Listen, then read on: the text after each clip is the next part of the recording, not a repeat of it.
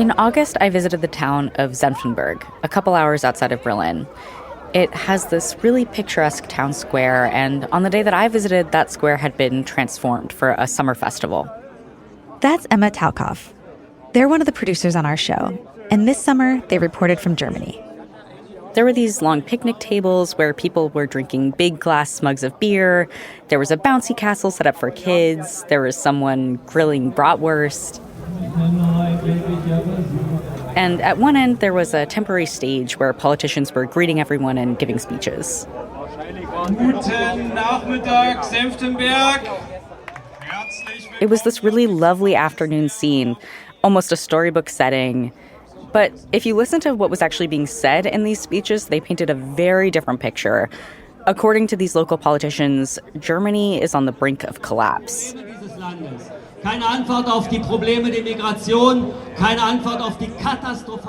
In their speeches, these politicians talked about a laundry list of things that they see going wrong. They talked about immigrants overrunning small towns and wind turbines destroying the natural beauty of Germany and wanting to burn pride flags. Basically, this general sentiment that the country is going downhill and they alone have the solution to that.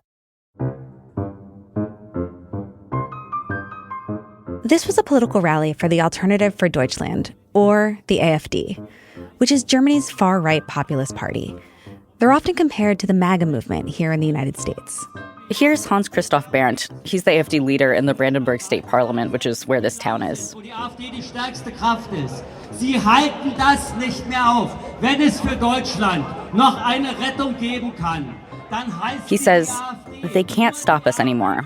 If there can still be a rescue for Germany, then it's the AfD. Only the AfD can save Germany. Germany's far right has seen a surge of support in recent years. According to polls, the AfD is one of the most popular parties in the country. Still, many others oppose the AfD. They see the AfD's platform as a threat to German democracy. And they have a proposal for how to fight back. German democracy is built to make sure that a party like the Nazis can never come to power again. So they have this built-in last resort, break glass in case of emergency option for stopping a party from taking over and then dismantling democracy. Basically, they can investigate whether a party violates the German constitution, and if it does, that party can then be banned. And a lot of people right now are saying it's time to ban the AfD. From the newsroom of The Washington Post, this is Post Reports. I'm Colby Ickowitz. It's Tuesday, December 9th. Today, an argument that is dividing Germany. Whether to take the drastic measure to ban their far-right party.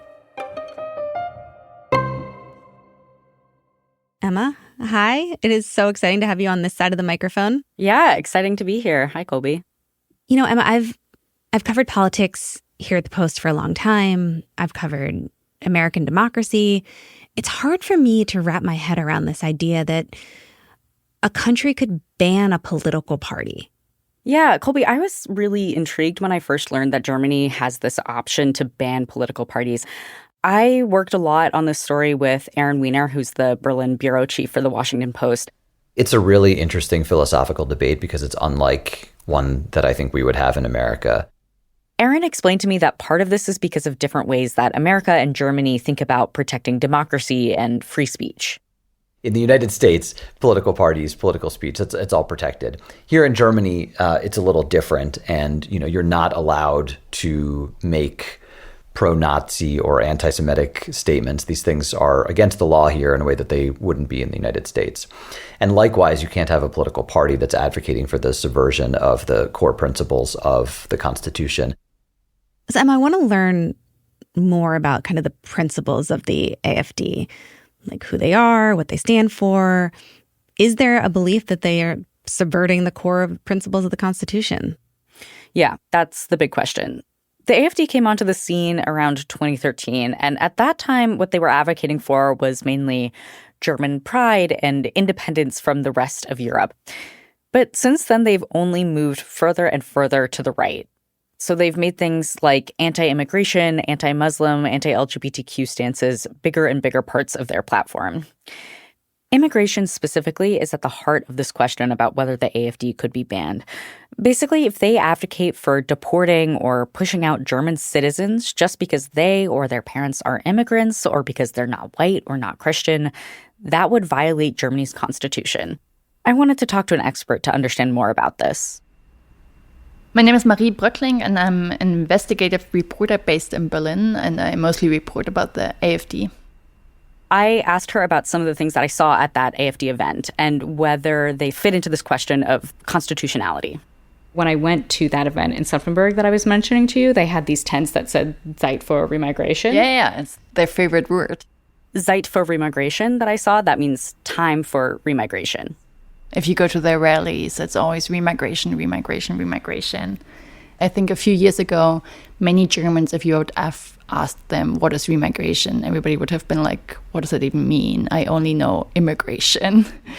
And now it's a very common word. It's been repeated in media over and over and over again. And they mean remigration in the sense of also pushing citizens to leave the country. People who are non-white, people who are part of minorities. And that is unconstitutional. What she's saying is deporting citizens would be unconstitutional. Is that the issue that got people calling for the AfD to be banned? Yeah, and a lot of people tuned into this issue in early 2024. There was this really explosive article published in an investigative news outlet called Korrektiv. Reporters had snuck into this highly secretive AfD strategy meeting in the city of Potsdam. Oh, wow. What Korrektiv reported back then was that AfD politicians met at this villa outside Berlin, and they discussed these ideas of pushing citizens with migration background to leave the country. At the meeting, speakers targeted groups who they consider foreigners, including asylum seekers and also naturalized German citizens who they felt weren't assimilated enough into German culture. They wanted them out of Germany. Honestly, it's not the first time that this has ever been reported. There were previous instances, but I think it's never become this clear before. And also this whole picture of these people sitting in this room and this villa just made it so scary suddenly. It just seemed very, like they were really planning it, or they were actually considering how to put this into practice. This article about the secret meeting touched off a huge wave of protests.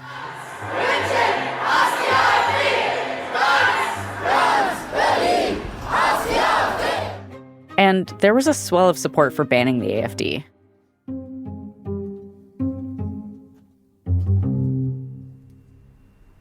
In the aftermath, of course, AfD politicians have denied that this was anything they actually planned to do. Some of them have denied that this was even a topic at all. But yeah, I think it really shook a lot of people in Germany and scared them. Well, yeah, Emma, because I think, when you hear about this group having like a secret meeting and talking about how to push out certain groups of people out of Germany, you think about the Nazis and how they singled out specific groups of people, Jewish people, gay people, disabled people, and deemed them unfit for German society. Yeah, totally. And I think people are afraid that once you start categorizing different groups of people as unfit for citizenship, it could lead to something worse. German history plays such a major role in this whole debate. So the reason why we even have this measure to ban a political party in our constitution is because the founders of our constitution looked at our Nazi past and were like, we need a last resort. And so a lot of the debate in Germany around right extremism is always centered about the idea, or it's really part of the German identity, that we can never let right extremists take over this country ever again and to commit such crimes. And so honestly, nowadays, when people, minorities in Germany, say that they don't feel safe, that they are scared, this is shameful for all Germans. This is almost unbearable because it was supposed to never happen again. So it sounds like this reporting really brought up a lot of deeply rooted feelings for Germans. So then what happens? That story broke in early 2024. Then in February of this year, Germany had national elections. The winners of that election are the center-right Christian Democratic Union, or the CDU. That's the party of the new chancellor, Friedrich Merz. So they won the most seats in parliament. But then the party that came in second was the AfD. Just like in a lot of other countries, the far right in Germany saw a surge of support in last year's election. And the AfD is now the largest opposition party in parliament. Now, the other more mainstream parties in the parliament refuse to work with the AfD. So for now, the AfD hasn't been able to get any of their legislative goals done. Since the spring, the AfD has actually been neck and neck with the CDU in polls. Because Germany has a lot of political parties, that means that they are both hovering at around 25%, which is the highest of any party. But then, right around that same time, something else happened that actually reignited calls to ban the party. Germany's domestic intelligence agency got involved. They're called the Federal Office for the Protection of the Constitution. And they have a lot of power. They actually have the ability to surveil political parties to make sure that they aren't violating the Constitution. And that's exactly what they've been doing with the AfD. In May of 2025, the intelligence agency published this long report, it's over 1,000 pages, saying that they think the AfD is, quote, confirmed right-wing extremist. And they pointed to widespread racist and anti-Muslim sentiments in the party when they made that conclusion. Now, the AfD has opposed that ruling, and that's now being fought over in court. So we're waiting on kind of a final decision on that. This came up a lot in the speeches I heard at that summer festival that we heard earlier in the episode. The AfD was talking about this ruling and saying, look, this is a political witch hunt. We're being targeted by the government. Say more about that, because how does the AfD defend itself against these accusations that they're violating the Constitution? Yeah, I think they're very careful to toe the line, especially their higher-up leaders and more public-facing members. Well, they'll say, look, we are advocating for things that are perfectly legal. At the summer festival that I went to, I pulled aside one of the AfD politicians, Fabian Jank.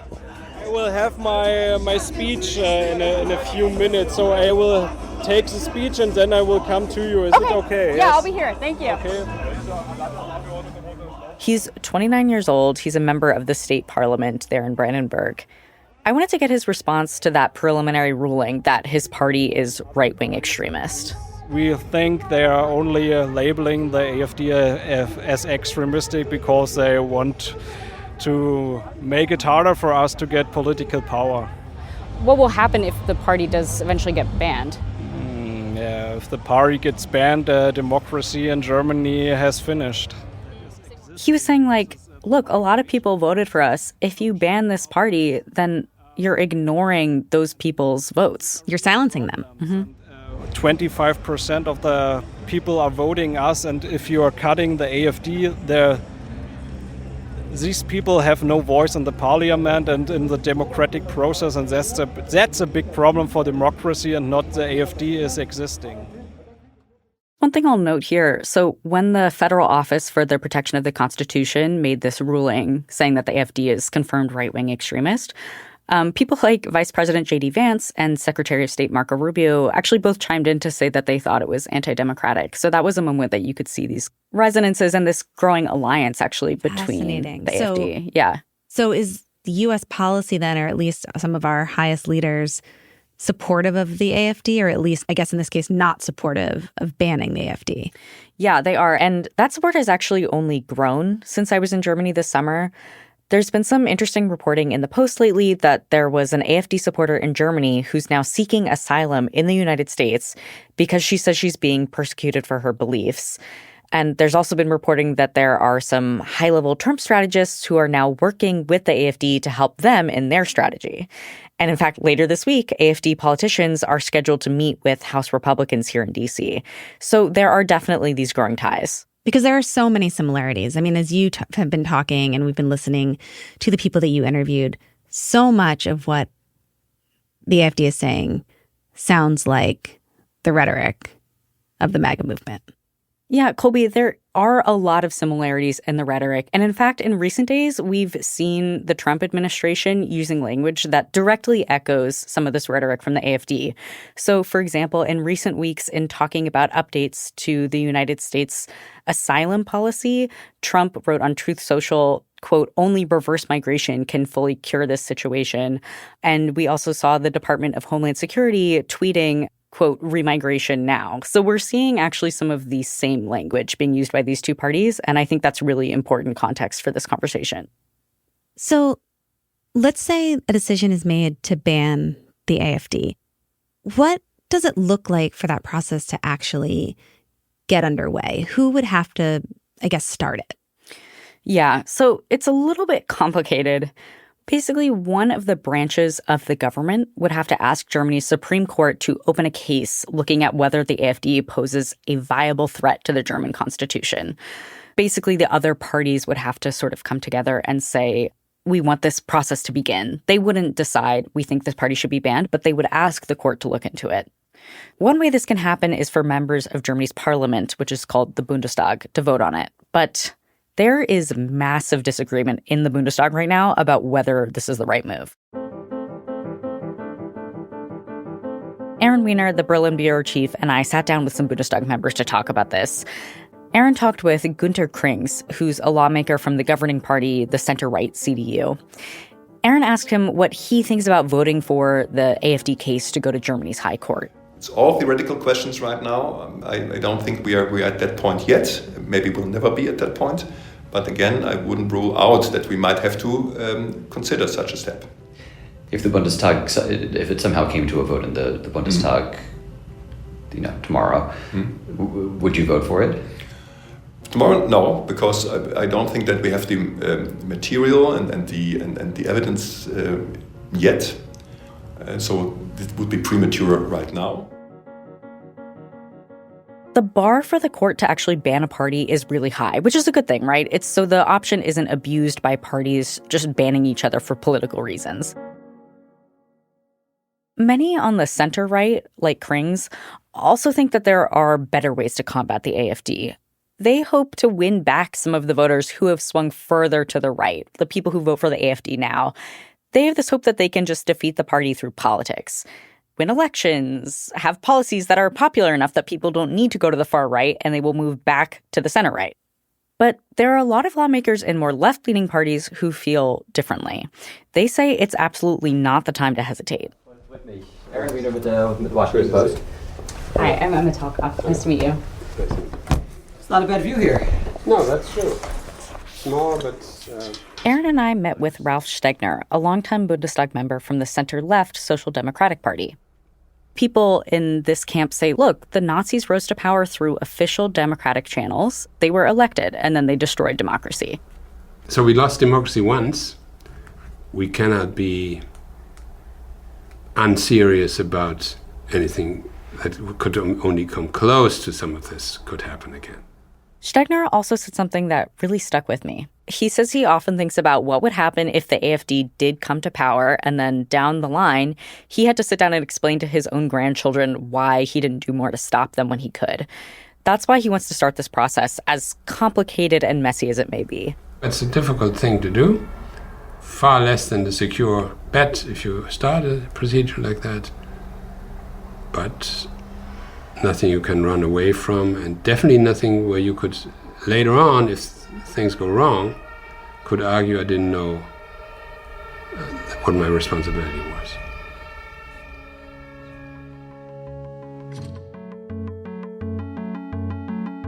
After the break, why many people, even those who oppose the AfD, are scared that trying to ban them could backfire. We'll be right back.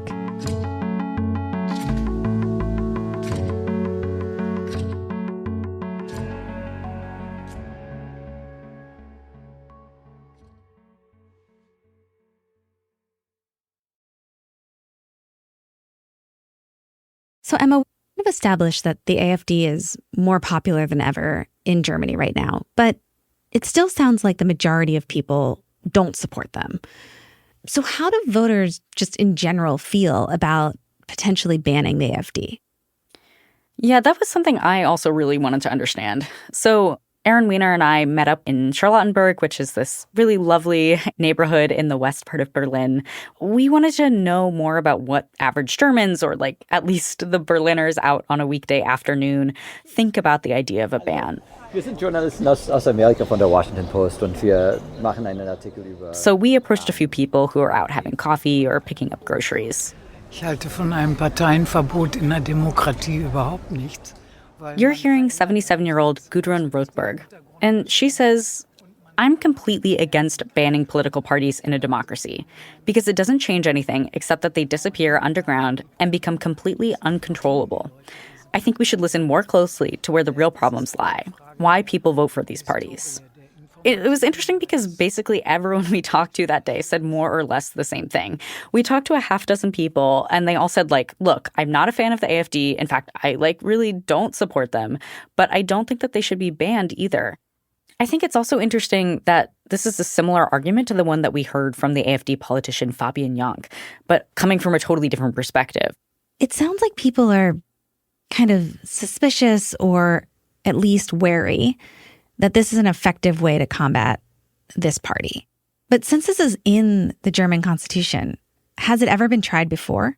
So in the 1950s, when this constitution was still new, Germany banned a Nazi successor party and a communist party. But I think the possibility of starting this process and having it fail is something that's really present for Germans because that's also happened much more recently. Germany has tried and failed multiple times to ban the neo-Nazi party NPD. The first time that happened in 2003, it was over a complicated procedural issue. Basically, they hadn't gone about collecting evidence against the NPD in quite the right way, and they had to throw that out. But then in 2017, they failed again, and that time it was because the court said that although this party definitely advocated for things that were unconstitutional, they are neo-Nazis, there wasn't enough evidence that it posed a genuine threat to German democracy. That's because they had been kind of waning in popularity. They weren't winning elections. They were seen as this kind of fringe group that only a few people supported. This gets into a really interesting question about viability. Basically, in order to meet the threshold for a constitutional ban, a party has to be considered a legitimate threat to German democracy. So they have to have enough support that they could plausibly gain control of the government. Now, that's obviously not in question for the AfD. As we've talked about, they have a lot of supporters. In fact, they have so many supporters that it starts to raise the opposite argument. It becomes this Goldilocks or kind of catch-22 situation, right? Like, what would be the perfect size for the party to be viable, but not so big that it feels too big to ban? So I think with all that context, people are really worried about the consequences of trying to ban the AfD and then having that effort fail. For one thing, they think it could serve as a kind of stamp of validity on the AfD and their positions.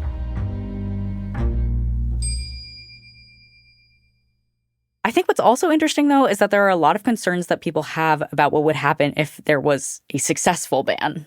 Yeah, because what does that even look like? Could they no longer run for office? They couldn't show up on a ballot? What would be the practical effect of banning the AfD? Yeah, I asked Marie Brookling, she's the investigative journalist we heard from earlier, that question. Immediately, all assets owned by the party would be confiscated. All of their offices would be closed, and all of the AfD politicians would be barred from entering the parliament. So yeah, it would definitely it would create scenes that are potentially could turn very violent, and could definitely, I think, in our social media age, be used to victimize the party also. I think people are really worried that, even if you ban a party, obviously support for these ideas is not going to go away. So banning the AfD could just embolden their supporters, further radicalize them, and also they could just start a new party. So banning them doesn't fully deal with this issue. How likely is it then that they're going to ask the Supreme Court to do this? What are the next steps. Yeah, Colby, there is a deadline for this in the sense that Germany's next federal election is likely to happen in a couple of years, although it could be sooner. At that point, the AfD could gain enough seats in parliament to start enacting their legislative goals, and they could prevent a ban from happening. But to be honest, I think right now there isn't a lot of appetite for starting this process. For me, there was a moment that helped crystallize where things stand towards the end of my time in Berlin. I had spent a lot of time with this group that's in favor of banning the AfD. They're called AfD Verbot Jetzt, AfD Ban Now. And I went out with some members of this group to a big protest and parade that was happening in the center of Berlin to support the rights of refugees.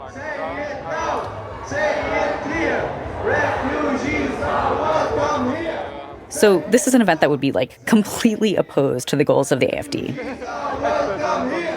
I spent the day with members of this group. They didn't want to give me their names because they're worried about being targeted by the AfD or having their information revealed online. I followed them around as they were trying to get people in the crowd to carry signs that say, "Ban the AfD now." I noticed something kind of surprising. Do you feel like people are reluctant to take the sign?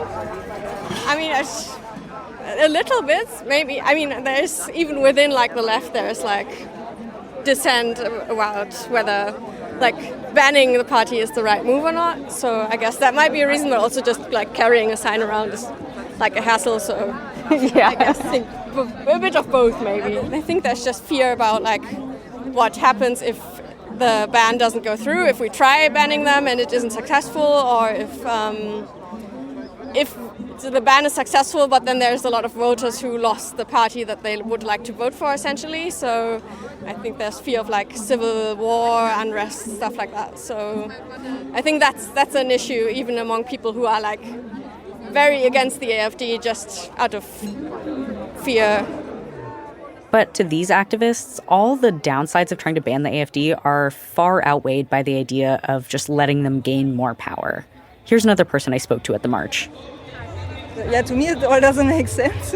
They are worried they're going to be angry and then it's going to be riots or whatever. But if that's what you're scared of, why then are you not scared of this party being the government? That's even scarier then, right?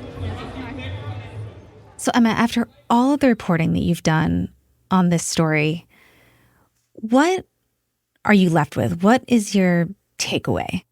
Yeah, Colby, one thing that I didn't expect is that in a lot of the conversations I had with people who were opposing the AfD, either activists calling for a ban proceeding to begin or protesters who showed up at AfD events, is that they specifically said that they were motivated by the rise of the MAGA movement and by the developments over the last year here in the U.S., and that is what they were looking to as a cautionary tale.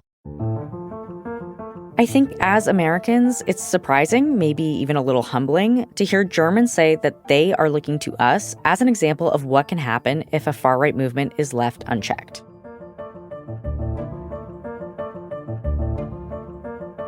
Emma, thank you so much. This has been so fascinating. Thanks for having me, Colby. Emma Talkoff is a producer on our show. That's it for Post Reports. Thanks for listening. If you want to support the in-depth, on-the-ground reporting you heard in this episode, subscribe to The Washington Post.